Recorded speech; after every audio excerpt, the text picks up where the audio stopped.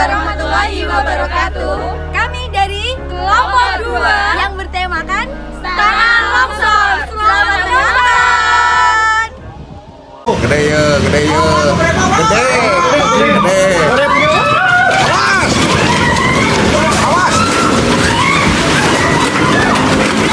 Dalam video tersebut terlihat seorang pengendara motor nyaris tertimbun material tanah longsor. Namun belum diketahui adanya korban luka maupun korban jiwa dalam peristiwa tersebut. Hanya saja akses jalur penghubung belasan kecamatan di jalur Cianjur Selatan lumpuh total. Pasalnya arus kendaraan dari dua arah saat ini ditutup sementara. Kita harus kenali dulu tanda-tanda tanah longsor. Yang pertama, terjadi retakan di lereng bumi setelah hujan. Nah, itu biasanya setelah hujan deras terjadi retakan-retakan di lerengnya. Yang kedua, turunnya kerikil-kerikil ke bawah, maksudnya itu dari gunung turun ke bawah. Yang ketiga, tebing kurang kokoh atau rapuh. Yang keempat, genangan hujan akan lenyap secara tiba-tiba. Yang kelima, timbul mata air baru, tapi ini jarang ditemui ya. Tapi kalau bisa di daerah dataran tinggi bisa menemuinya. Yang keenam, pepohonan nampak miring, jadi pohon-pohon itu nampak miring. Yang ketujuh, lingkungan sekitar mendadak amblas, jadi kayak tiba-tiba lereng itu amblas secara pelan-pelan. Hal-hal yang dapat dilakukan untuk mengantisipasi sebelum terjadinya bencana longsor. Yang pertama, menghindari membangun rumah di area perbukitan. Yang kedua, melakukan pemetaan di sekitar lingkungan agar dapat menemukan titik aman dari longsor. Yang ketiga, melakukan langkah pengurangan risiko longsor. Yang keempat, mempersiapkan tas siaga bencana. Dan yang terakhir, mengenali tanda-tanda akan terjadinya bencana longsor. Lalu, apa sih yang harus kita lakukan ketika bencana tanah longsor itu terjadi? Jadi, ketika bencana tanah longsor itu terjadi, yang harus kita lakukan yaitu yang pertama, tetap tenang. Yang kedua, segera keluar dan mencari tempat evakuasi. Yang ketiga, jika memungkinkan, kita harus membantu orang di sekitar kita. Yang keempat, tunggu hingga keadaan mulai stabil. Yang kelima, segera hubungi pihak terkait dengan penanganan bencana. Sesudah terjadinya bencana tanah longsor, ada beberapa hal yang bisa kita lakukan. Yang pertama, kita harus menghindari wilayah longsor karena tanah yang belum stabil. Yang kedua, apabila hujan turun, antisipasilah kejadian tanah longsor susulan. Yang ketiga, kita bisa melakukan kegiatan pemulihan, rehabilitasi, dan rekonstruksi.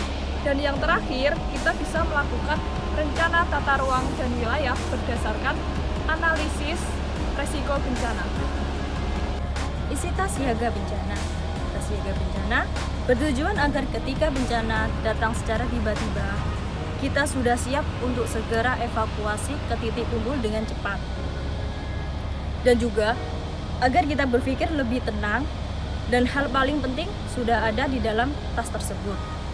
Isi tas siaga bencana terdiri dari air minum, surat-surat penting, uang, peluit, senter dan baterai, perlengkapan mandi, pakaian, radio dan ponsel, P3K, masker, dan makanan ringan. Kalian pasti tahu apa itu bencana tanah longsor, tapi banyak orang yang nggak tahu nih apa pengertian dari tanah longsor. Jadi, tanah longsor adalah suatu gangguan keseimbangan alam yang menyebabkan bergeraknya massa tanah dan juga bebatuan dari daerah yang tinggi menuju daerah yang rendah. Lalu apa aja sih penyebab dari tanah longsor? Jadi ada banyak faktor nih. Yang dua ini adalah faktor karena ulah manusia dan juga faktor karena alam. Contoh faktor karena manusia yang pertama adalah penebangan hutan secara liar. Hal ini bisa menyebabkan terjadinya tanah longsor.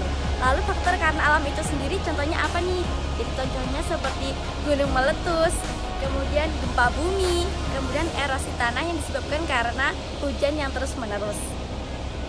Maka dari itu kita harus mencintai alam. Jangan pernah menebang pohon sembarangan, lalu buatlah teras ring untuk daerah yang rawan longsor.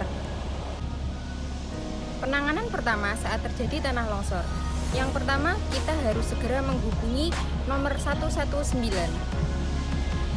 Halo 119, telah terjadi tanah longsor di daerah Wojo, Kecamatan Boyolangu, Kabupaten Tulungagung, tepatnya di tangga 1000.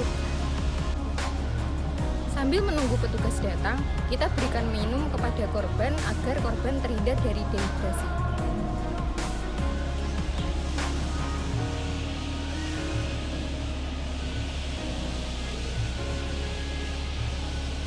Yang ketiga, jika korban tanah longsor mengalami benturan atau luka, penanganannya akan berbeda, yaitu dengan cara memperhatikan dengan jeli bagian tubuh yang terluka.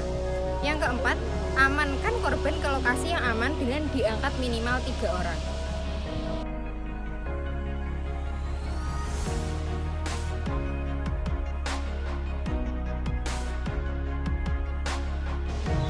Untuk korban luka ringan, kita bisa mengobati dengan P3K. Yang keenam, jika korban terdapat luka pendarahan serta korban tertimpa kaki atau tangannya terlihat tidak sama panjang, disentuh karena khawatir akan memperparah kondisi, maka kita harus menunggu tim medis datang.